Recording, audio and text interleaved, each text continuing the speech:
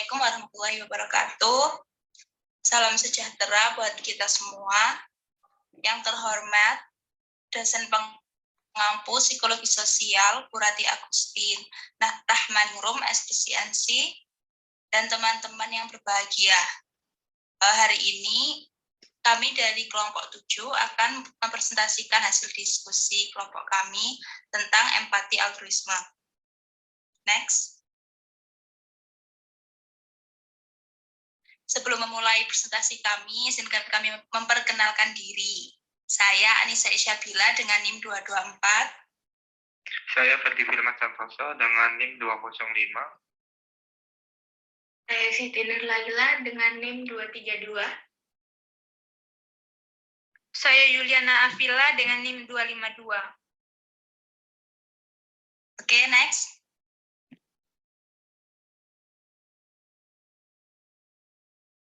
Nah, apa aja sih materi yang akan kami bahas? Yang pertama ada empati altruisme, yang kedua adalah model mengurangi keadaan negatif, yang ketiga ada kesenangan empatik, dan yang keempat adalah determinisme genetis. Jadi keempat materi ini itu merupakan model-model dari prososial.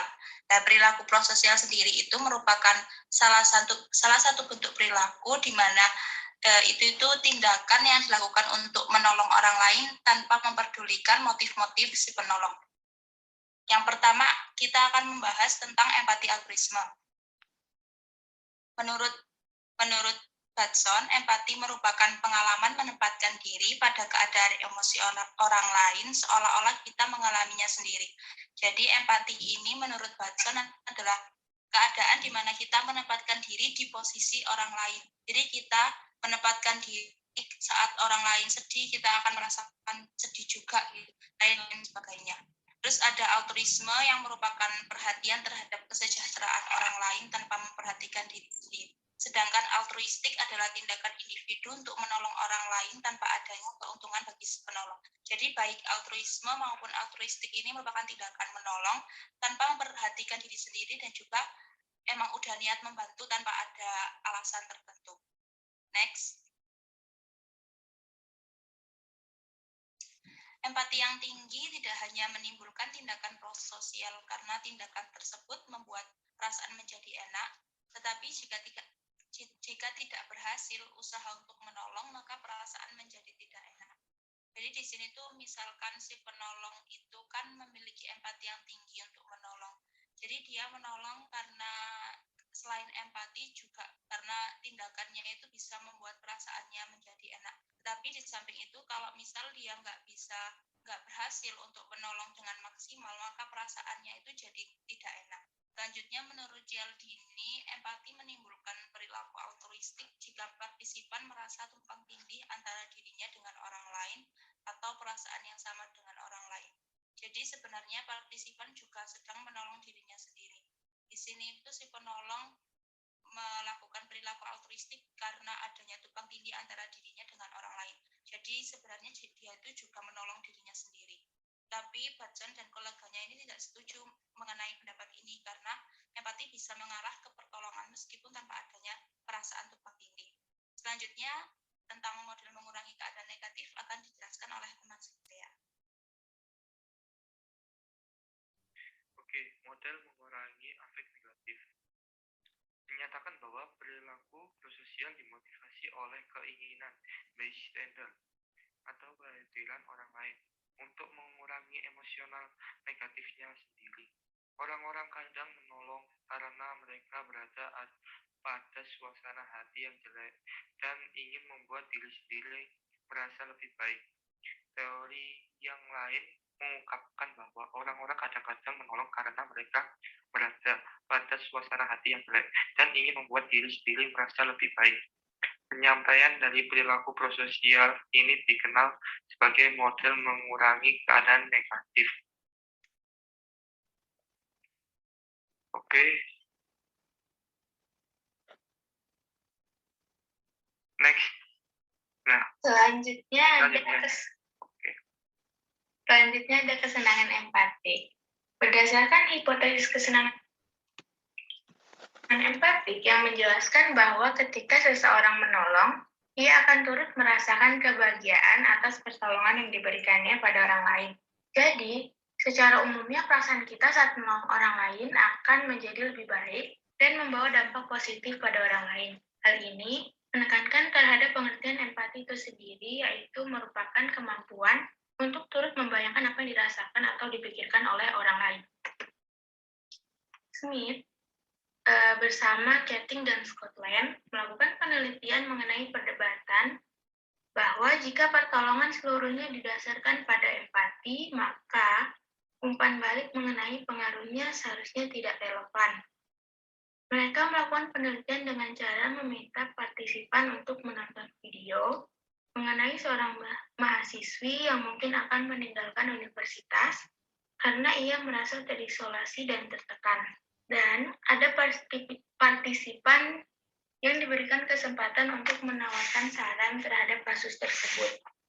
Pada penelitian ini, beberapa partisipan ada yang diberitahu atau diberi umpan balik mengenai efektivitas dari saran yang mereka berikan, namun yang lainnya tidak diberitahu. Dari kasus tersebut, empati tidak saja cukup untuk mendapatkan respon, namun juga dibutuhkan empati dan umpan balik mengenai dampaknya bagi seseorang. Jadi kesimpulannya adalah seseorang akan menolong ketika ia memperkirakan dapat merasakan kebahagiaan terhadap pertolongannya dan dia percaya bahwa pertolongan selanjutnya akan dijelaskan teman saya. Oke, model teoritis. 1. Hipotesis empati altruisme. 2. Model mengurangi keadaan negatif. 3. Hipotesis kesenangan empati.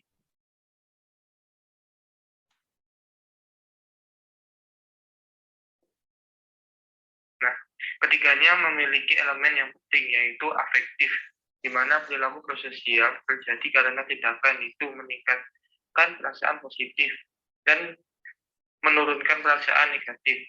Jadi, menurut Lux, emosi atau perasaan enak dari menolong orang lain dihasilkan oleh tindakan prososial.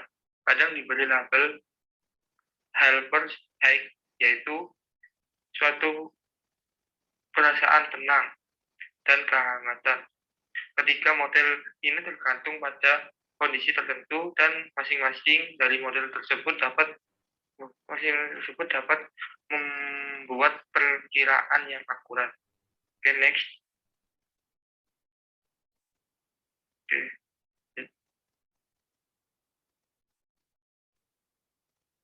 Determinisme genetis. Model determinisme genetis didasarkan pada teori umum dari perilaku manusia, Pinker 1998. Psikolog evolusioner menekankan bahwa kita tidak sadar akan respons yang dihasilkan oleh pengaruh genetis. Kita melakukannya hanya karena kita dibentuk seperti itu. Archer 1991 menggambarkan bagaimana teori-teori sosiobiologis didasarkan pada konsep seleksi alam. Bagaimana nyata untuk ketertarikan fisik, banyak karakteristik tingkah laku yang diasumsikan memiliki akar genetis. Dalam setiap kesempatan, karakteristik dipilih melalui evolusi murni, berdasarkan pada relevansinya pada keberhasilan reproduksi. Next.